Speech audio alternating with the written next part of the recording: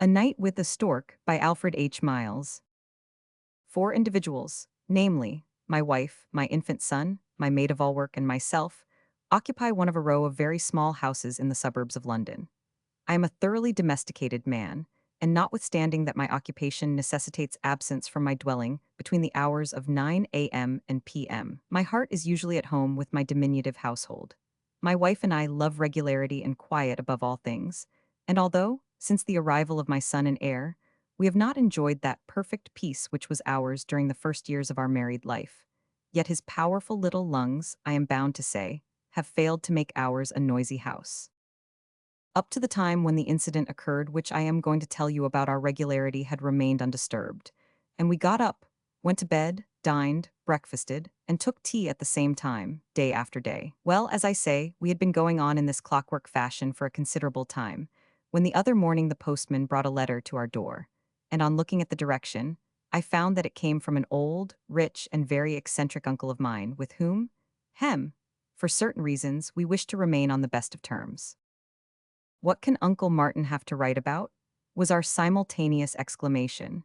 "The present for baby at last, I do believe, James," added my wife. "A check, perhaps, or—" I opened the letter and read. Martin House, Herts, October 17th. Dear nephew, you may perhaps have heard that I am forming an aviary here. A friend in Rotterdam has written to me to say that he has sent by the boat, which will arrive in London tomorrow afternoon, a very intelligent parrot and a fine stork. As the vessel arrives too late for them to be sent on the same night, I shall be obliged by your taking the birds home and forwarding them to me the next morning. With my respects to your good lady, I remain your affectionate uncle. We looked at each other for a moment in silence, and then my wife said, "James, what is a stork?"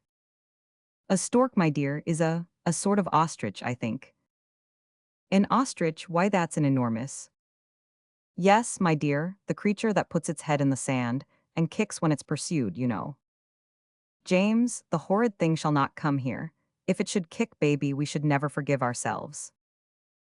"No, no, my dear, I don't think the stork is at all ferocious. No, it can't be. Stork, stork. I always associate storks with chimneys." "Yes, abroad, I think in Holland or Germany or somewhere, the stork sweeps the chimneys with its long legs from the top. But let's see what the natural history says, my dear. That will tell us all about it. Stork, hind toe short, middle toe long, and joined to the outer one by a large membrane, and by a smaller one to the inner toe. Well, that won't matter much for one night, will it, dear? His height often exceeds 4 feet." "4 feet," interrupted my wife. "James, how high are you?" "Well, my dear, really, comparisons are exceedingly disagreeable. Appetite extremely voracious. And his food, hulloa. Frogs, mice, worms, snails, and eels." "Frogs, mice, worms, snails, and eels," repeated my wife. "James, do you expect me to provide supper and breakfast of this description for the horrid thing?" "Well, my dear, we must do our best for baby's sake, for baby's sake." And, getting my hat, I left as usual for the office. I passed anything but a pleasant day there, my thoughts constantly reverting to our expected visitors. At 4 o'clock I took a cab to the docks, and on arriving there inquired for the ship, which was pointed out to me as the one with the crowd on the quay. On driving up I discovered why there was a crowd, and the discovery did not bring comfort with it. On the deck, on one leg, stood the stork. Whether it was the sea voyage, or the leaving his home, or that being a stork of high moral principle, he was grieving at the persistent swearing of the parrot, I do not know, but I never saw a more melancholy-looking object in my life. I went down on the deck, and did not like the expression of relief that came over the captain's face when he found what I had come for.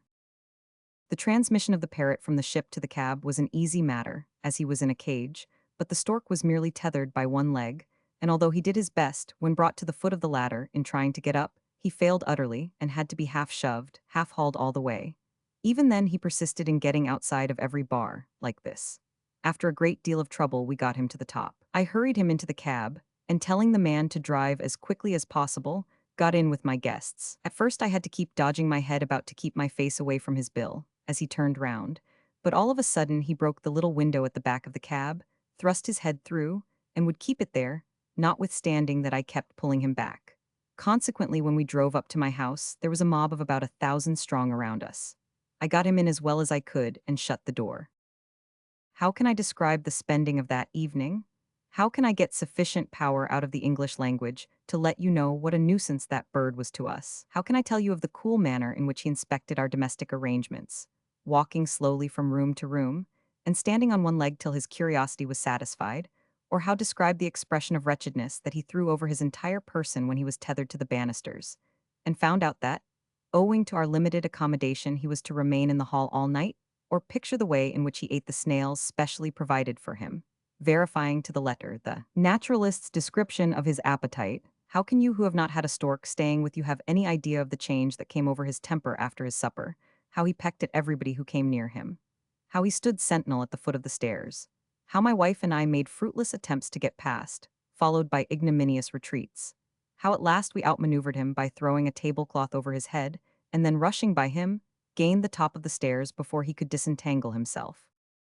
Added to all this, we had to endure language from that parrot, which was really shocking. Indeed, so scurrilous did he become that we had at last to take him and lock him up in the coal hole, where, owing to the darkness of his bedroom, or from fatigue, he presently swore himself to sleep. Well, by this time we were quite ready for rest and the forgetfulness which, we hoped, sleep would bring with it, but our peace was not to last long. About 2 a.m. my wife clutched my hair and woke me up. "James, James, listen." I listened. I heard a sort of scrambling noise outside the door. "The water running into the cistern, my dear," I said sleepily. "James, don't be absurd. That horrid thing has broken its string and is coming upstairs." I listened again. It really sounded like it. "James, if you don't go at once, I must. You know the nursery door is always left open, and if that horrid thing should get into baby—" "But, my dear," said I, "what am I to do in my present defenseless state of clothing if he should take to pecking?" My wife's expression of contempt at the idea of considering myself before the baby determined me at once, come what might, to go and do him battle. Out I went, and there, sure enough, he was on the landing resting himself after his unusual exertion by tucking up one leg. He looked so subdued that I was about to take him by the string and lead him downstairs, when he drew back his head, and in less time than it takes to relate, I was back in my room, bleeding from a severe wound in the leg. I shouted out to the nurse to shut the door, and determined to let the infamous bird go where he liked. I bound up my leg and went to bed again, but the thought that there was a stork wandering about the house prevented me from getting any more sleep. From certain sounds that we heard, we had little doubt that he was spending some of his time in the cupboard where we kept our surplus crockery, and an inspection the next day confirmed this. In the morning I ventured cautiously out, and finding he was in our spare bedroom, I shut the door upon him. I then sent for a large sack, and with the help of the tablecloth and the boy who cleans our boots, we got him into it without any further personal damage. I took him off in this way to the station, and confided him and the parrot to the guard of the early train. As the train moved off, I heard a yell and a very improper expression from the guard. I have reason to believe that the stork had freed himself from the wrapper and had begun pecking again. We have determined that, taking our chance about a place in my uncle's will, we will never again have anything to do with any foreign birds, however much he may ask and desire it.